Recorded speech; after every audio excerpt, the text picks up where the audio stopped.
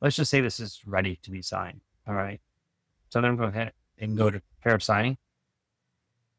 This is kind of like in DocuSign if you're using DocuSign creating an envelope. Because I've created these different folders, you can always create additional folders. Like if you have finalized documents, you want it to go into a finalized document folder, you could create that as well. And then that way you can select it to go into that way. When you're in command, you can pull those documents from that finalized document folder or whatever you want. Like in this circumstance, I'm saying I'm going to go to under contract folder, and then it can hit create. It'll make sense once we get to that section. All right, so now that we're in here, we're actually in the signing. It's asking to add a participant. So I'm going to come over here and go from transaction. You're going to see all these people here are part of the transaction. So I'm going to pick Mickey Mouse, I'm going to pick Minnie Mouse, and I'm going to pick myself. I don't need to have William sign because he is the seller, but I typically just set it to the buyer's agent and let them sign. Even though I know the buyer's agent, this listing agent. I know the listing agent here, but I'm not going to send it to herself. So I'm going to hit select. And then it's asking to confirm the roles, buyer one, buyer two. Yes. Right. Signing blocks, and we're good. So now all these signatures automatically put in place for us. Okay. You don't have to go do that anymore. They're already in place. Now I can come to docs. And I can see where the docs are. One, if I need to click on it and change anything in here, I have the ability to go in and rearrange the pages if I need to. I can go back to mapping signers. This layout is just, this is their template they have created where the signatures go. I don't need to remove any of that. It's just showing you what that is. Tools, go back to these tools again. If I need to add anything else, I can go back in, do some more editing, adding more in there. I can add a date, an email address, whatever I need to fill out for the seller. In this case, it's already mapped. It's got everything I need. I'm not going to touch it. Layouts. For layouts, main thing I can think of using this for going to be, maybe I downloaded the seller's property disclosures from this listing. So let's see if this listing has them uploaded. I'm going to go in here and there's attachments and the seller's property disclosures are in there. So I'm going to go ahead and download these. To use as an example here. Now, if I have, I'm actually going to go back to docs here. I'm going to add a document. I'm going to import. Forgot this. So I need to import it. So I just downloaded this, put it in there. That is so much easier. Like I've used a lot of software platforms and getting that document in there is sometimes it's clunky because you got to go back and you've got to re-add it and then go back in and create an envelope or whatever. I just simply added it right from there. It just was intuitive. All right. So now I can come back over to my layouts because in my layout, if I keep on going down here, now I will see there's the seller's just, okay. However, I don't have the initials in there. So how do I get those initials to go in there? I can apply a layout, I can create a layout, I can manage the layout. So I'm going to create the layout and I'm going to just call this not brokerage relationships coach because that's not what this is. I'm going to call this, why it's pulling that document's name in there. I don't like that. But make sure I'm actually clicked on this document so it sees that I'm doing this. So it's property. So layouts, create layout. And it's only saying that one.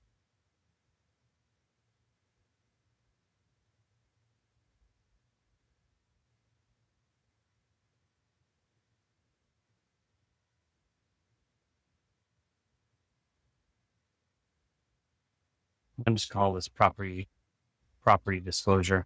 Typically, I've gone and created this template ahead of time, and I will do it. If this doesn't work, then I'm going to go ahead and create that.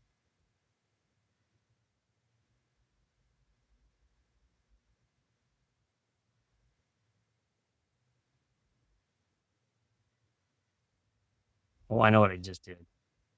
It's pulling off of this template. I want to hit create. I'm going to go manage. I'm going to delete that. So I'm just showing this has that property disclosure. It is not actually, it's only seeing the other document.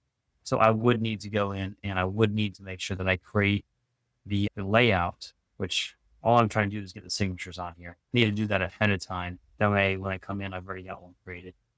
But it is a beautiful thing that right within here, I can just apply that layout and it will put all these signatures in place. That's a tip and trick right there. All right. Then we can go to options. You can see, you can change your signature. So if there's any signatures in here, like that's mine, you can draw one. I'm not good with that. Mine was ugly. It's like, oh, no, not a pretty one. You can also just draw one and upload it. All right. So I'm just going to set that, leave it alone. Signing details, you can see what's being signed, expiration dates, you can see when this expires. So if you need to change that, like it expires on 5/8 at 11:59. If you want to change that date, you can. Reminders, you can set it. It says do not set a reminder, or you can set a reminder every however often you want to do it. So if I want to set a reminder every one day at 9 a.m., I can do so. Save changes. You can change the position of where the authentic signed position is. So it will, the one mark on there saying it has been signed. And then also clear signing fields, signing actions, and markups. I just want to clear everything out. I can do that. The whole point of this is faster and easier. But if you wanted to come in here and go to your settings and clear it all out, you absolutely can. And then there's a feedback section, which is beautiful. There's really not a lot in here to show you because of the fact I've just made everything so simplified. So I can just save my progress of where I'm at. I can download everything I've done in here. I can print everything I've done in here. So it's simple and easy to do that way. If I was go to next, it's telling me there's some things that I'm actually not needed. And there's nothing for me to sign, it says. So I could just remove myself from that room. All right. So I'm going to hit back. I'm not going to save this. The reason I'm not going to save this is I want to show you what I'm going to do here. I'm going to completely out. And again, there's no documents in here. So I'm going to go ahead and add the paperwork. Even though I added that one document before, it didn't stick in there. So I'm going to go ahead and add it again. So that's part of the row. And then this is in a not filed. It's got a not filed section in there. So we can go to this. We can review all the documents.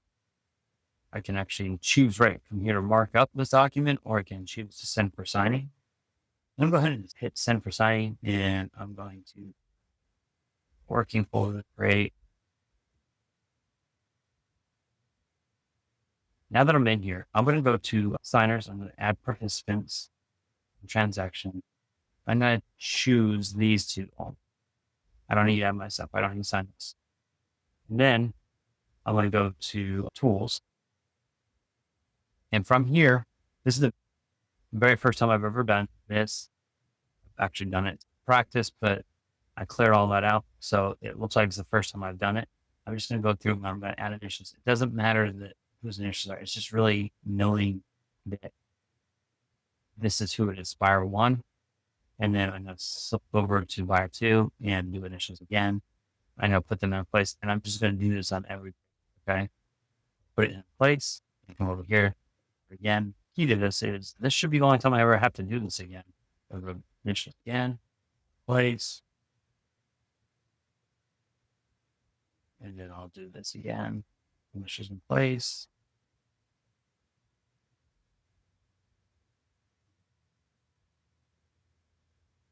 I know this is lots of fun, but once we finish setting this template up, we don't hopefully have to worry about this again until they go and change this form again.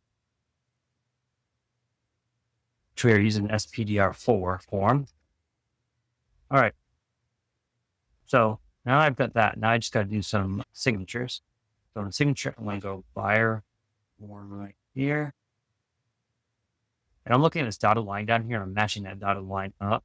And then I got the date right here. And then I'm also going to put the full name. Right.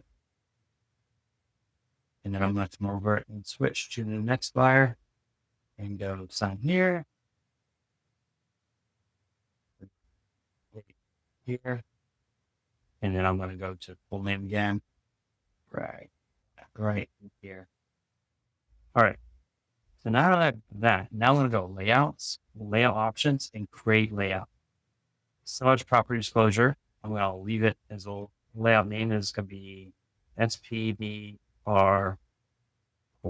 That's what I know it as. And I can hit close. Now what that's going to do is from now on, until I go into this, I will see that template. So hit save. I'm going to, instead of this, I'm going to go back